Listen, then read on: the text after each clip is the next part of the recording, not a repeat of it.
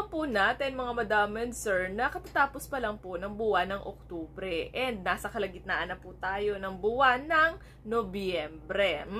Pero hindi pa rin po tayo nahuhuli mga madam and sir sa ating topic. Okay, sino dito yung sumali sa tinatawag na No Nut November? My beginning will be as bright as the sun.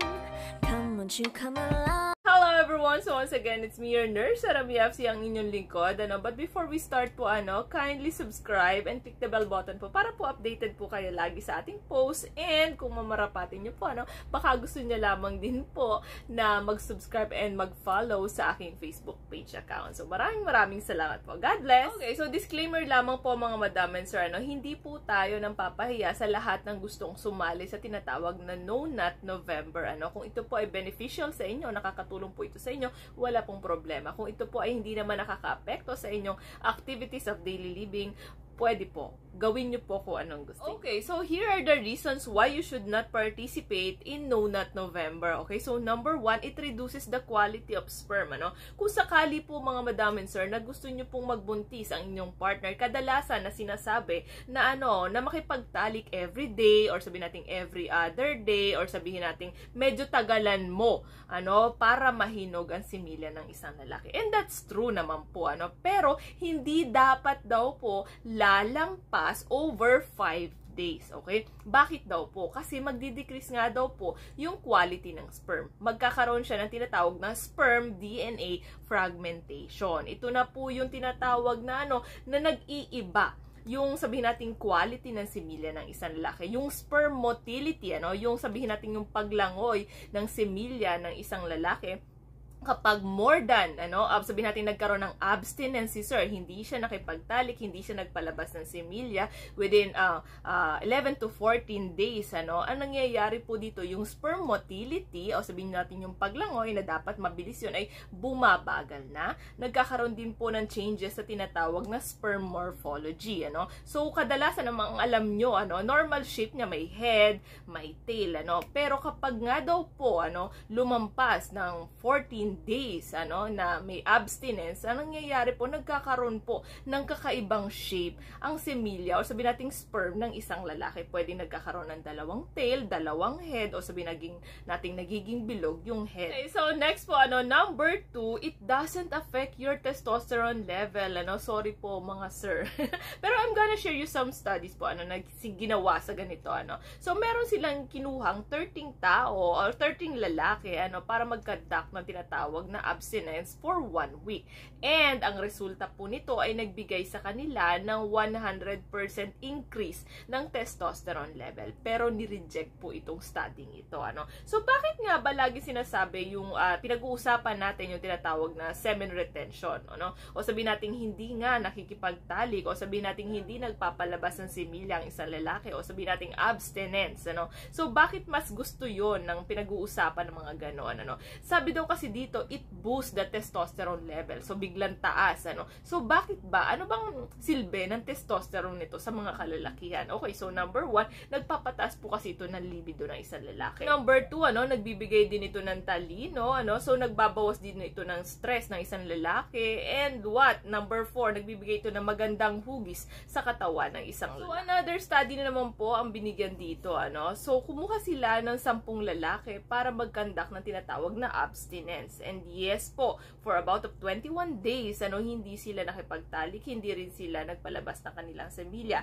And guess what the result? Yes po, umingkris din po ang kanilang testosterone, pero hindi po nila ito nasustain. Okay, so next, number 3, it will not enhance your athletic performance. Kung ikaw, sir, ay sasabak sa tinatawag na basketball, volleyball, or kahit ano pong games dyan, hindi naman po ito nakaka-apekto kung ikaw po ay magpalabas ng similya or hindi ka nagpalabas ng similya. So, nag-conduct sila ng research, mga madam and sir. Actually, stationary bike test and hand grip test. So, dito, kumuha sila ng mga lalaki and nagpalabas sila ng similya, at yung iba naman ay hindi nagpalabas ng similya, kasi nagkakantak nga sila ng abstinence or No Nut November. And then, nag-test sila ng stationary bike test, and nakita nila dito na wala naman pong pinagkaibang resulta. Okay? Pero, dito papasok yung oras. Kung kung sakali po sir, mga madam and sir, na ikaw po ay may game 2 hours before the game, ay ikaw ay sabihin natin nagpalabas na inyong similya, nakipagtali ka, ay merong itong epekto. Example po, yung pag-increase ng inyong heart rate, sabihin natin medyo mas madali kang mapagod. But other than that, wala naman po silang ibang binigay na resulta. Okay po, so next, number 4, if you're not ejaculating during the day, so your body will take care of it at night. Yes po, mga madam and sir. Ito na yung sinasabi nating mga wet dreams, nocturnal emission sa mga kalalakihan. Kung sakali po nga, sir, hindi ka nga po nagpapalabas na inyong similya, normally po talaga na nangyayari ang tinatawag na wet dreams sa mga kalalakihan. Hindi po ito associated sa erotic dreams.